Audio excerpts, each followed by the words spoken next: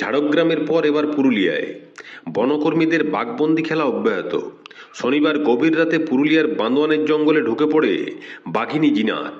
তার খোঁজে রীতিমতো হিমশিম অবস্থা বনকর্মীদের। নাগাল পাওয়া যাচ্ছে না বাঘিনীর। ঘটনায় আতঙ্কিত এলাকাবাসী।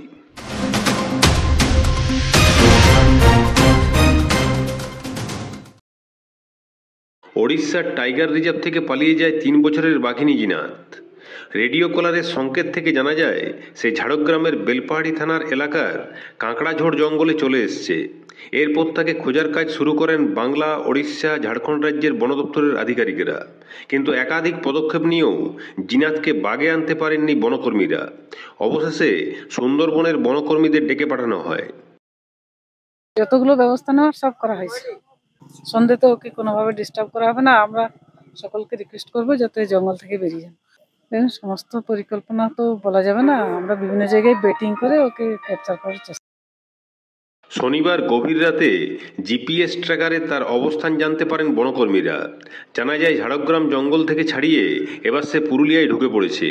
সেই তথ্য অনুযায়ী রবিবার ভোর থেকে পুরুলিয়ার জঙ্গলে তল্লাশি শুরু করেন পুরুলিয়ার বন দপ্তরের কর্মীরা ও সুন্দরবন ব্যাঘ্র প্রকল্পের বিশেষ দল। কিন্তু শত খোঁজাখুঁজির পরও নাগাল পাওয়া যাচ্ছে না জিনাতের।